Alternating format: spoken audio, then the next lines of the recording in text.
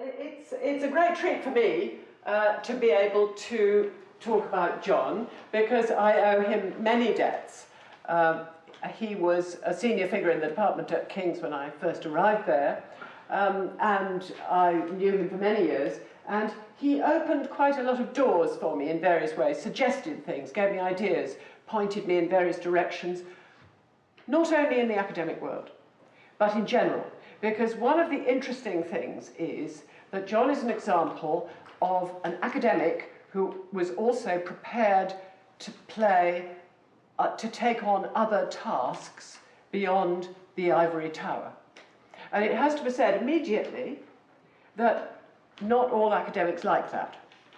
That that it's difficult for us all to know where the edges are.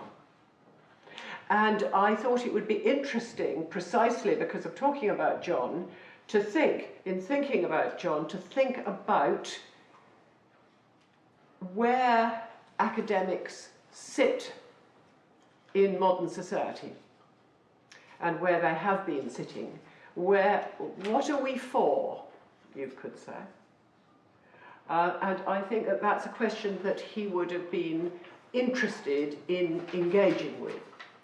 And it is a question, I think, which the answer to that keeps on changing, which is unsurprising, because the Academy has been around for a very long time. So I want to think about those changes, in particular over the last century. Now, the good thing is here that there is nobody here who would consider that 100 years was a very long time, I hope. The classics, even though there are historians, people called historians here, who often sort of creep towards the modern, but even so, none of us here think 100 years is a very long time. And it's interesting, isn't it, that we live in a world of commemorations and centenaries. Centenaries, actually, nowadays people are doing, once you're fundraising, of course, it's absolutely every year you can find, but centenaries have their slot in popular memory.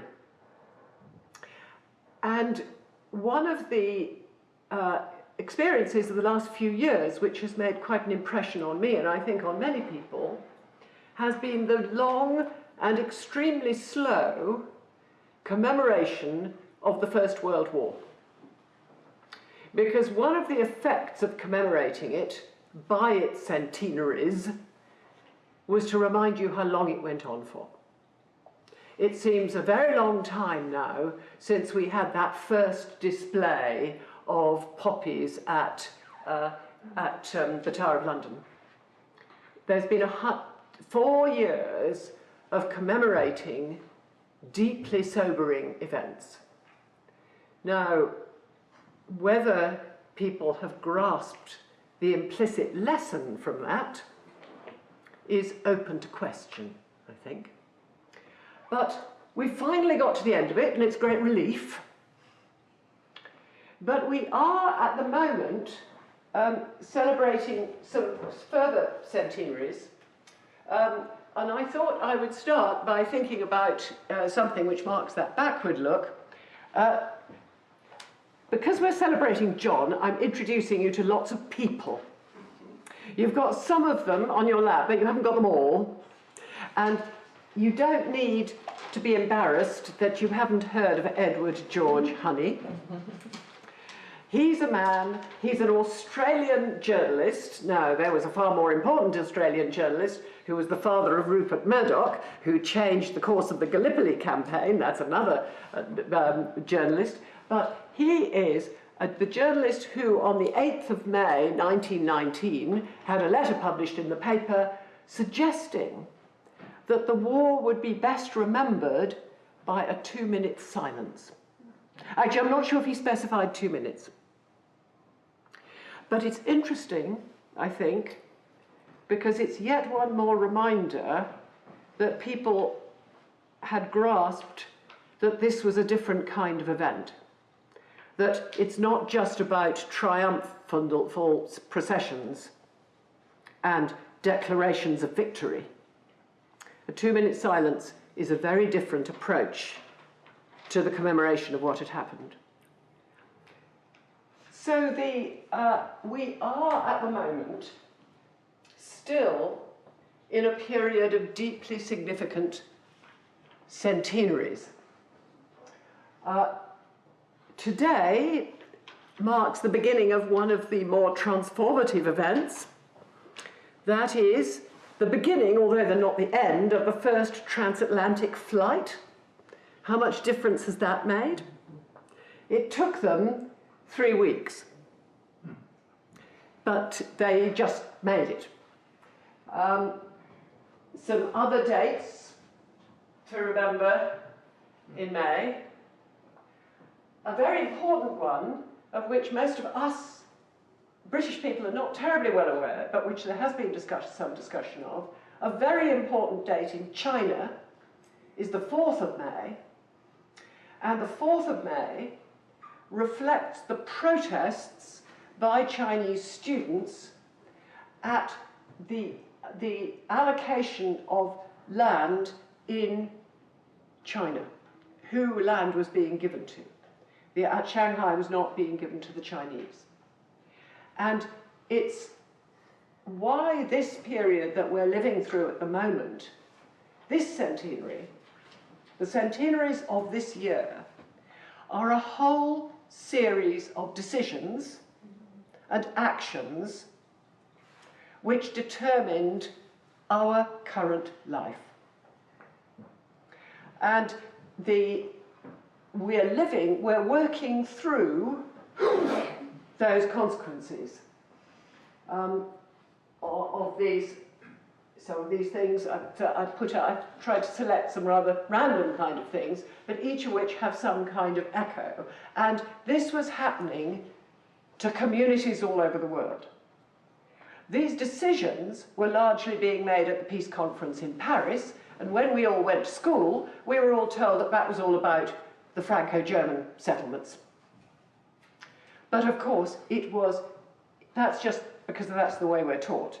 It was far, far larger. And all through this year, we are going to be marking these various decisions. And what's interesting to me is how little attention is being paid to them. The Chinese apparently are having a very big, did have a very big event on the 4th of May, although for the Chinese nowadays, student demonstrations are something of a problem. So they have to slightly rewrite the script, which says actually student demonstrations were a very important part of Chinese history. And of course, there are other events here whose history has been constantly written and rewritten. So it's perhaps not surprising that the events of 1919 are not being looked at as a whole. So where's the relevance to us? I thought you'd like that. I mean, perhaps one should go through the whole list and say which of all the things that happened has the most immediate impact on how we live now. And notice the fact that we all talk about Lindbergh, who was much later. That's because he didn't have to stop. These flying boats sort of hopped across the Atlantic, which is why it took them so long. But the key, the Great War is what it said, the Great War, that shaped the rest of the 20th century. And it's unsurprising that people, when these things happen, you draw on everyone. And one of the areas in which the Allies were relatively ill-prepared, that you have two great empires, the Austro-Hungarian Empire and the Ottoman Empire. And while people in the West knew quite a lot about the Austro-Hungarian Empire, that's not difficult, the knowledge of what was sometimes called Western Asia was far more limited. People did not know the Ottoman world very well. It hadn't been easy to travel in. It hadn't been attracting visitors. And the first visitors, serious explorations in many parts of the Ottoman world, were undertaken by archaeologists. There were traders who went in and out, but who were quite constrained in what they could do, and also had no particular reason to look around them. And there is a great explosion which really starts in and around the late 1870s and 1880, after the Treaty of Berlin. And 1880 is a key year because these two men started work in two corners of the Middle East. Obviously, Egypt people had already been working in ever since Napoleon. Asia Minor, people had been working on the coastal settlements, but they hadn't been going into the hinterland because it was a great deal more difficult and scarier.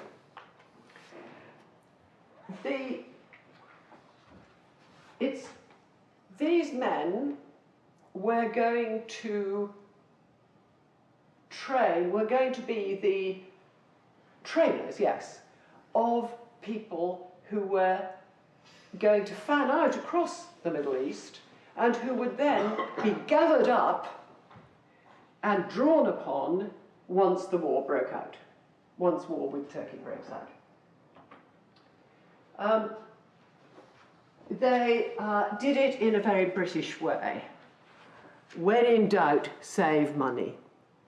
And Ramsay was quite famous, who I know a bit more about than Flinders Petrie, but both of them absolutely famous for making their money go as far as it possibly could and living in extreme discomfort. And I've always said myself that it's far wiser to go on an American excavation. Your chance of hot water at the end of the day is a great deal higher than if you go on a British excavation. Or that's been my experience.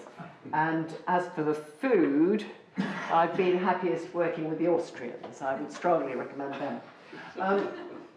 But it is that there's a whole British tradition of archaeology behind that. The other thing behind it, actually, is this idea of the individual scholar who goes out there and does things, as opposed to the highly organized academies of European countries.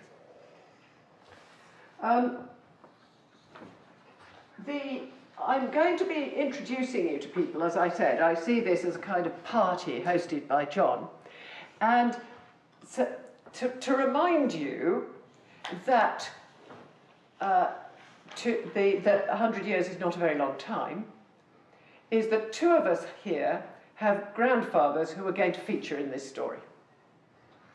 And one of them is Ramsay's student, David Hogarth, Caroline's grandfather. And two grandchildren, yes. And I've been extremely pleased at finding that picture there. Hogarth graduates in 1885, and in 1887 he goes out to the brand new, shiny, gleaming British School at Athens, just opened in 1886, providing a safe base from which you could then explore countries which were really difficult to get around. And in 1887 and in 1890, he travelled with Ramsay into Asia Minor.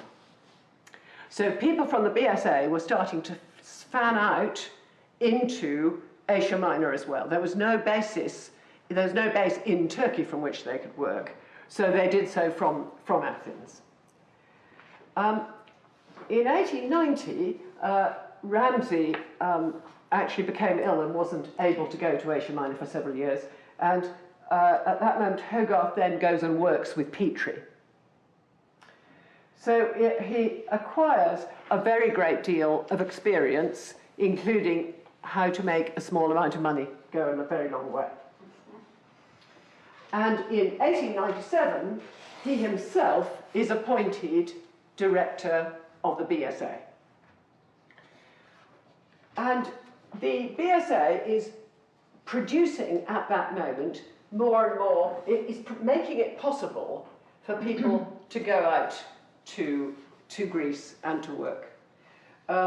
So this man, Burroughs, who I'll come back to because he later went to King's, he started work in Roueché in 1905, but also published this, which is a reminder of the stunning impact of the Arthur Evans discoveries in Crete. So this stuff is exploding into people's consciousness. And at the same time, more and more universities are expanding their classics departments.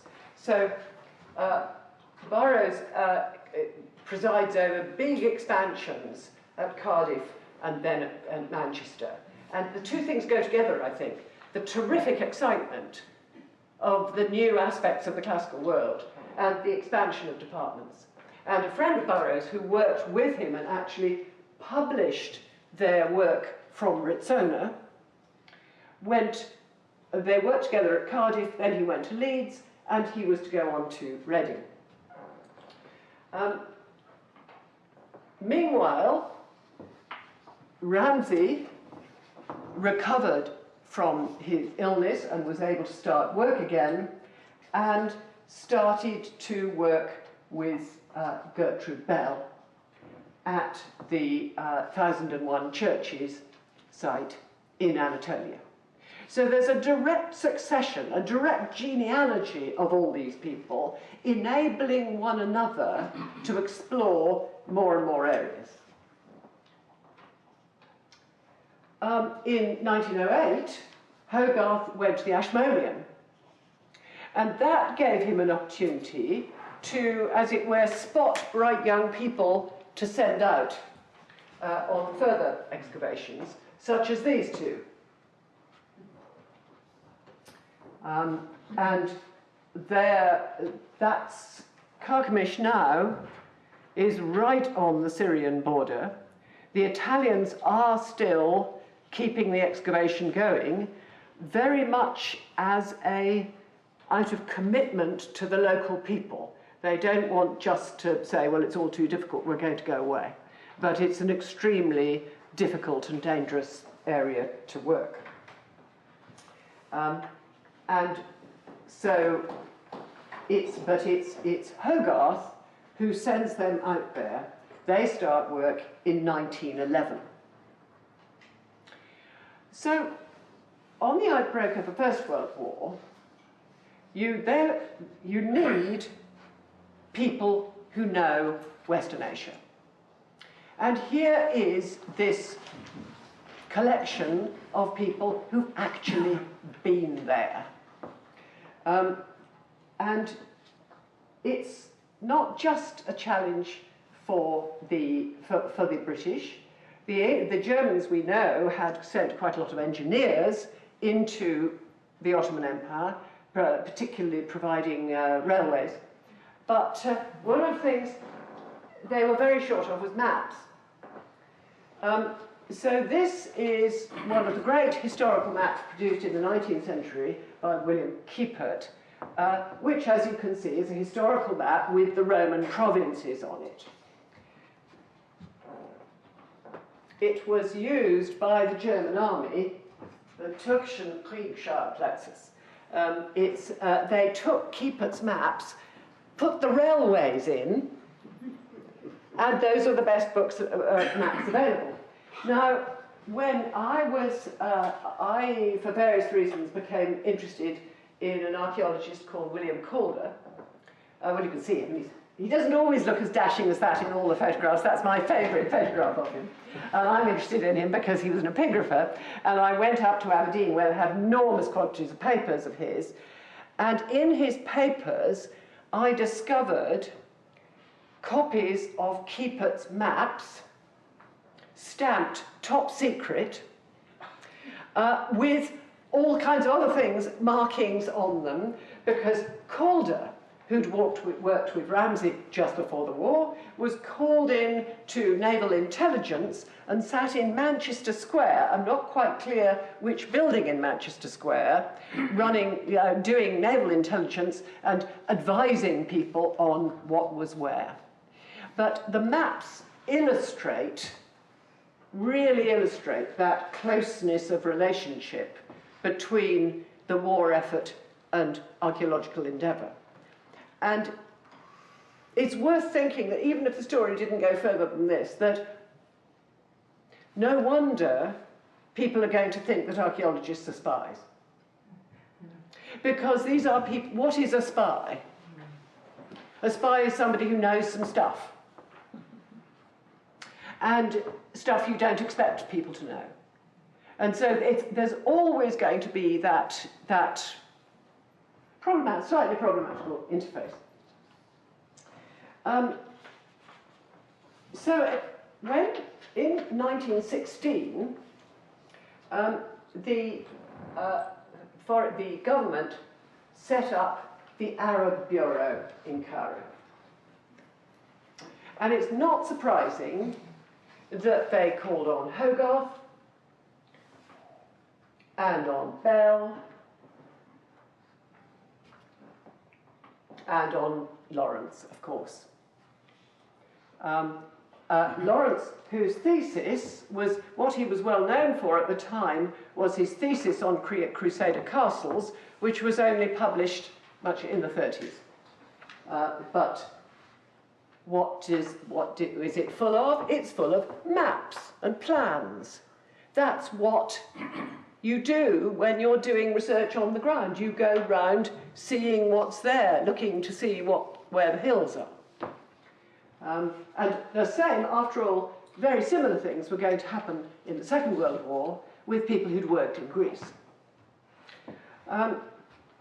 So the other person they recruited was Woolley, and he also was sent to Cairo, but unfortunately they sent him down to Alexandria, and he was in a ship which was captured, so he spent the rest of the war in prison, apparently quite a comfortable, respectable prisoner of war camp. But anyway, so he was slightly less exciting. But he got the Croix de Guerre at the end, so he must have been a good thing. Lawrence obviously is the one that everybody's heard about. It's worth pointing out, actually, just thinking about Lawrence and Bell, there's something very, very modern about them. They'd read history, not grades, which is a rather trendy, modern 20th century kind of thing to do, rather daring. But historians are gradually being welcomed into the great family. That's a very pleasing image. And we do have, Caroline was able to show me some letters, there are others at St. Anthony's, that Hogarth wrote, and T.L. and Gertrude keep on passing through, and it must have been an exciting and worrying, but highly stimulating period of the war itself.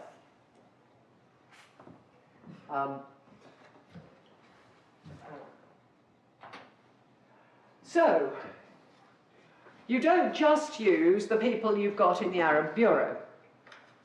And it's always worth, this is perhaps already one of the things we need to be thinking about, is when governments call upon academics, they do so because they think they might be useful. Not necessarily because they want to know what they have to say. Burroughs was very useful. He'd now come as principal to King's College London. He would have been John's predecessor as Professor of Greek, but he didn't take the job because the pay wasn't good enough. But when offered the principalship, he took it. And it came with a house, too. And Burroughs, as part of his, had become a passionate Philhellene and was particularly excited by Venizelos. Now, that he's writing even before the First World War. During the war, Venizelos becomes more and more important to the Allies. He is the man they want to get Greece in on the Allied side, as opposed to the king, who does not want to join, who wishes Greece to remain neutral. And so people who can communicate with Venizelos are very much favoured by the government. Burroughs is also the man who came up with the interesting idea of getting the Greeks into the war by offering them Cyprus. And we all know what that led to. And Ure is now in Reading, and he delivers a paper to the Classical Association. Imagine this now, this is the meeting of the Classical Association, at which he produces this great paean for Venizelos as being in the tradition of the great Cretans whom we have recently discovered through British excavation. We owe it, not British, wrong word, English. We owe it mainly to English scholars and archaeologists, our understanding of Crete. So it's extremely, he gives that talk in 1917, just before Venizelos comes to power, and in November 1917, there is a great gathering at Mansion House. They're all there, including Dr. R.M. Burroughs, to welcome Venizelos, and the ushers were students from King's College London. But so the classicists are useful, the academics are useful when they produce, when they say the things you want them to say, when they bring over the ally you want to bring over. But the other thing that happened, and it's now 2 years ago, it was surprising to me how little we commemorated this, the other thing which marked the 20th century was when the US joined the war. I think it was rather muted, our marking of this particular centenary, possibly something to do with the current president. In fact, he marked the event by a visit to Paris. And planted that's when he decided he wanted to have a big parade, remember? There was all of that. But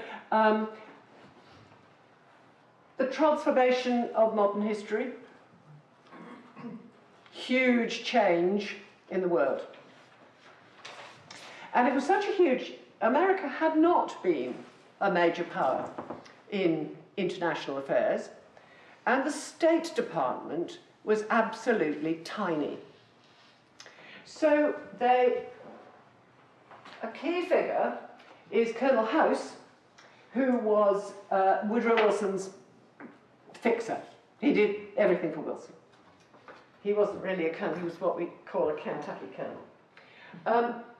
And he set up, he realized that they had got to get more information and knowledge about the world, and particular areas of the world about which they were particularly ill-informed. And of course, the interesting thing about the language around all of this is that the minute the Americans joined the war, it was clear to everyone, it was clear to Venizelos, it was clear to the Americans themselves, what the outcome would be. And that peace would be inevitable. Now, some of you may remember Walter Lippmann, famous journalist and political thinker, and he was part of the new collection of people who were brought together. It was done rather secretly, and they were called the Inquiry. nice and anonymous. And so they gathered about, at the maximum, about 120 people, put them into groups, and got them to think about how the world should be organised after the war was over, and after the two great empires had collapsed. What should we do? And Europe was not the problem. Europe was a problem of a different kind because there were so many European pressure groups within the United States saying our cousins should have a country. So that's a different problem. But here it's just about information. So what shall we do for the Western Asia? Well, we'll get a crusader, a papyrologist, a medieval historian, an anthropologist, a linguist, a couple of linguists, and a classicist, and somebody who knows about Latin America. It's not quite clear why he's there, but he's the son of the man in charge. Somebody from the Geological Survey, which actually makes a great deal of sense, and a social geographer. As somebody writing about this said, a very impressive, very learned group of people who knew all there was about the Middle East, except just not the most recent millennium. So there are some of the people, this is one of the people who advised the inquiry, some of the work they did, they sat down and started writing research papers. And those research papers are dotted around research libraries in the USA. Nobody's really gathered them together, but David McGee's papers, for example, are all sitting in Princeton. And some of the work they did was quite serious, trying to understand populations and what the distribution of populations really was. Could you believe anybody's figures? Which you couldn't. And some Butler did a report on Arab affairs because he had done a couple of surveys in Syria in the early 1900s. And they're very well worth going and looking at. They're wonderful volumes because the introductions have very interesting descriptions of what it was like working in Syria in 1905. And actually, David McGee had been on those expeditions. He also then got permission from the Sultan to work at Sardis, but that's another story. Except that one of the people who worked with him at Sardis was an American diplomat archaeologist called William Hepburn Butler, and he was my grandfather. So we've got two grandchildren represented here. And he's of interest because he's American, and he is in this inquiry circle. And we have, so in January 1919, everybody, and I mean everybody, goes to Paris and stays there for 6 months. It's like Davos on an enormous scale. And there was the work they got down to. Now, Wilson, the focus that we all know about is the Versailles Treaty. That's the one we're all taught about at school, that's what we think about, and it's true that a lot of people left, that the general interest of the governments was much reduced after they'd got that sorted. That was what people were really focusing on. And one of the things that the other parts of the world suffered from was kind of a lack of attention, because in fact, thinking about the settlement of the entire world is not trivial. But what I like is all these Paris suburbs being used for the different, Paris palaces being used for the different treaties. So, and this is a wonderful expression of the big four. Actually, they're the big five, because there is Venizelos in as part of the decision making. So, who went? The whole of the inquiry did not go to Paris. They only sent about 25 people. And from the Western Asia settlement group, they sent 2 people. William Westerman, who was an expert on papyri, and whose book on the slave systems of Greek and Roman antiquity is still used. I'd like you to think about the scholarly works for which these people are known, but actually the job they were doing was deciding how to organise the Middle East. So there's Westerman, whose diary is in Colombia, and there is David McGee, and many of us were brought up on Roman rule in Asia Minor. And they are there to help advise Woodrow Wilson on what should happen. Now we've got letters and diaries from various people, and we get an impression of what's going on. I mean, this is Hogarth's view, still in Cairo, of what's actually going on. I mean, there were so many people there, so many academics crop up here and there, just generally people, sort of drifting around. It must have been wonderful for the economy of Paris. But, so by the time you get to March, we start getting an overlap between some of our characters. Here's Belle writing home and mentioning that, that she's just had lunch with Lawrence, and that Mr. Hogarth is just about to arrive with General Allenby.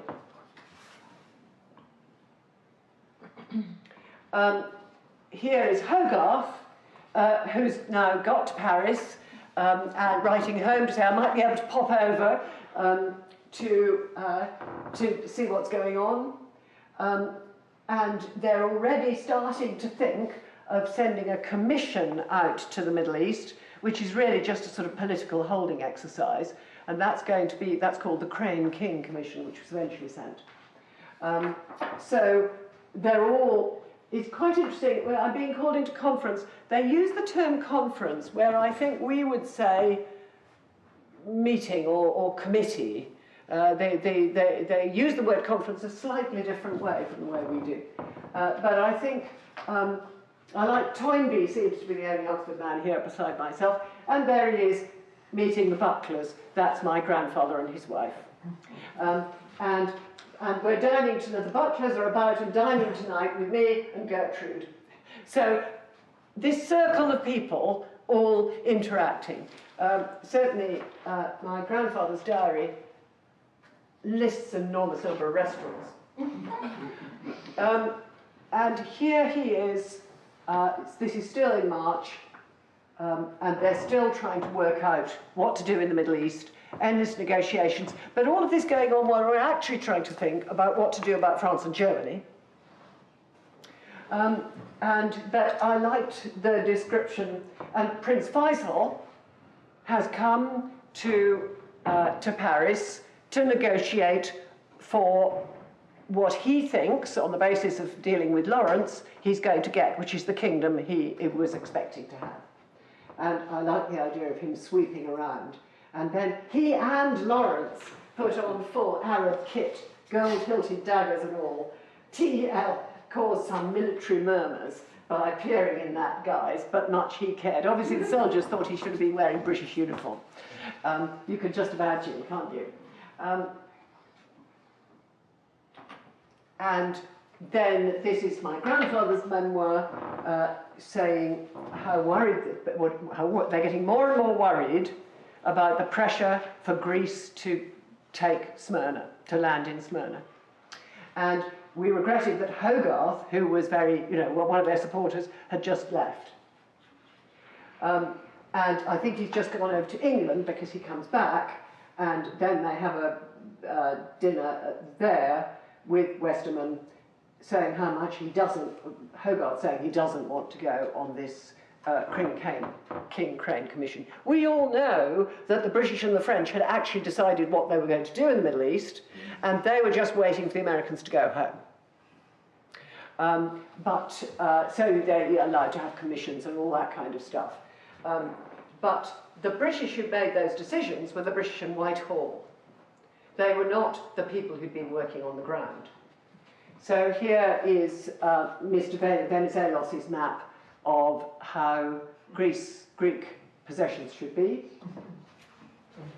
And we come back again and again to maps.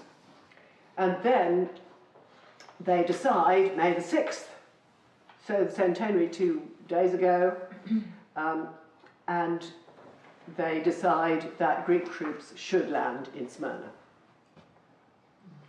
But it's somehow, and that, from the Westerman papers, is the map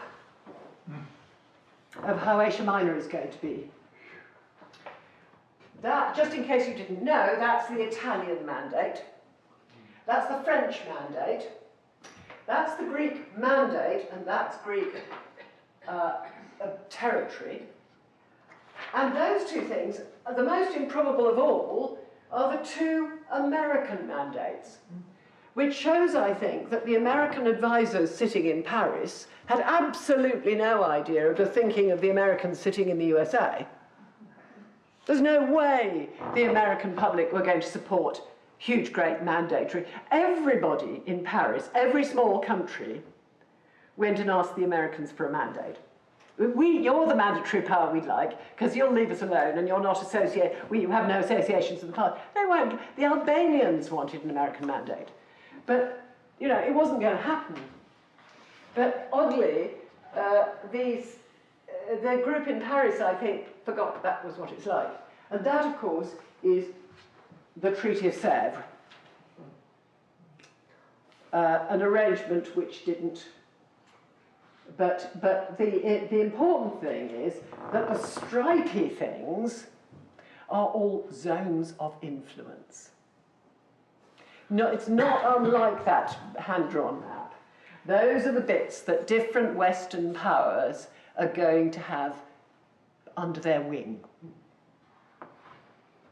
Very different from the eventual outcomes.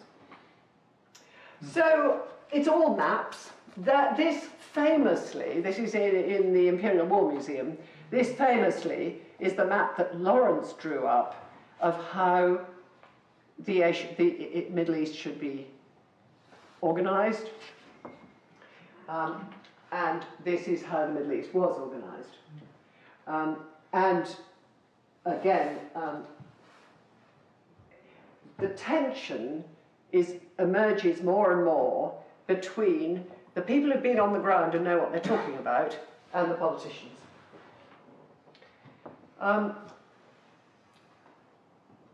And both the British and the Americans, academics, were deeply disappointed by what was happening. So we have Hogarth feeling desolate about what's happened, and at the same time, Westerman goes to see Colonel House, and Colonel House is getting a bit worried because people are resigning and wanting to return home because they think it's all pointless. So when Westerman asks to go home, House says, no, I can't let you go. So Westerman writes to the president of his university in Wisconsin and asks him to write to say that he's desperately needed back home at the university. And gradually they leave.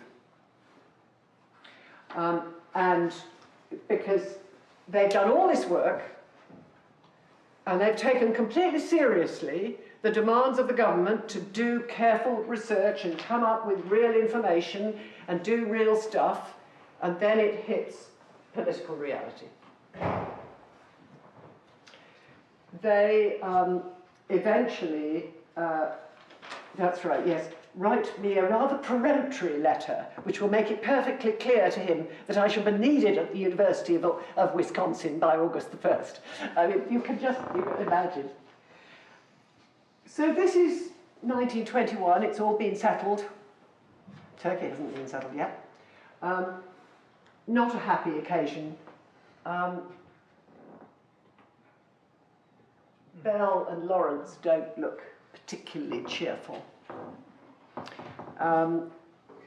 They'd been called upon, they'd been used, and they'd been ignored. So, was it all? And there's the actual outcome in Turkey, with a rather different map.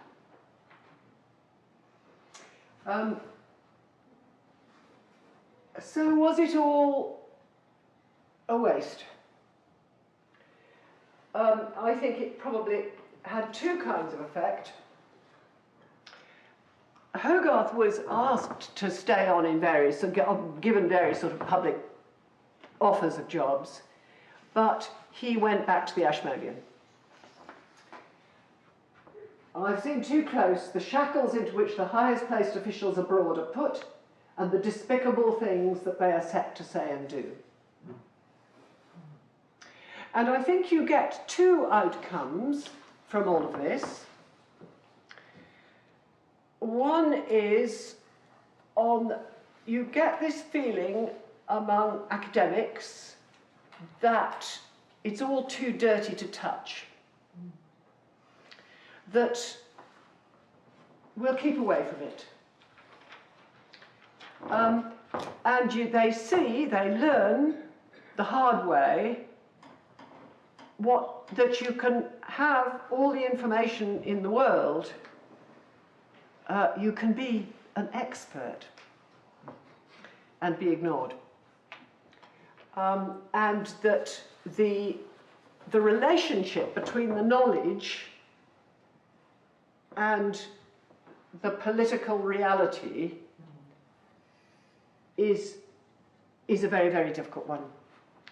One recognition of that, which is interesting to think about, is that it's in 1919 that the first ever Department of International Relations is opened. There's a chair, a Woodrow Wilson Chair of International Relations, quite remarkably, at Aberystwyth. And that's the oldest one in the country. And that's an extraordinary sort of thought. The effect, of course, of that has been a further professionalisation of thinking about political events, which means that I don't think we would see assembled again that list of people with no knowledge of the country in the most recent millennium. But of course there are babies and bathwater. And the danger, when I've talked to people who work on international relations, I've always had difficulty in quite understanding where does the history fit in? Which history? What is that interrelationship? What is the role? And I think we have to wonder whether we're in danger of going too far in the other direction, whether we're in danger of going off to live in our own specialty, where it's comfortable and nice, and the only people you meet are nice, liberal-minded people like yourself, and it's all great. And the rest of the world, I think we've seen quite recently the problems to which that can lead. That, because I think one of the features of much of what's been going on recently has been the profundity of the historical ignorance has been quite amazing. So whose fault is it? It's not the fault of the people who don't know. Whose job is it to tell people about the past? It's not their job just to know it. It's not the job of the politicians, who've always found a little bit of past on the shelf to serve their particular purposes. But have we actually been dynamically out there, setting out the past in all its complexities, and saying, and the one thing you can be sure of is it's never simple? I think we can think of many politicians. We can think of politicians who even dress in togas if they appropriate bits of the past for themselves. But I just think that we need to be considering whether we've been too tucked away, And I don't think we can say it's somebody else's job. And I think it's concerning. Yeah, I wrote myself a sentence. What would Socrates do? we could have bracelets saying, what would Socrates do? Not sit at home. And I think, again, we've allowed ourselves to go into our little academic silos, where we don't just only talk to academics, we only talk to academics in the particular rarefied area of academe that we feel comfortable in. And from that point of view, I think, from all of these points of view, I think that the mission of SAS is really important. I think that there are all sorts of perfectly sensible political reasons for John to bring the institutes together. Because something nobody's told the English is that the smaller you are, the more likely you are to get bullied. But anyway, they'll find that out. That collaboration, word which in Anglo-Saxon seems to be a difficult word. But the collaboration is essential to survival and success. Academically, it's essential to the development of new ideas. And we really have to engage with that. SAS, I think, is a very important concept. I think it is not yet more than the sum of its parts. It's not been going for very long, actually. I mean, this isn't a very long period in our sort of, given the way we measure things. But I think it is very, very important to think about how we collaborate with other subjects, how we communicate with other subjects, among ourselves, and then also to think about how we communicate our interests beyond. Well, after all, if you can explain classics to a modern historian, talking to the general public is going to be easy, isn't it? You've overcome the most difficult of all the barriers. After that, it's a pushover.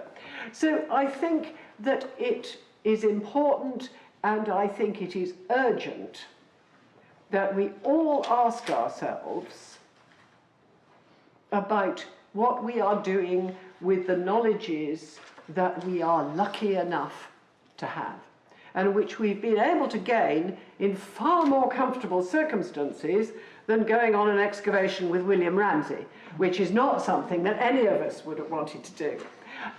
So I think that thinking about the spirit of SAS, thinking about the future, thinking about how John was prepared to look across many millennia.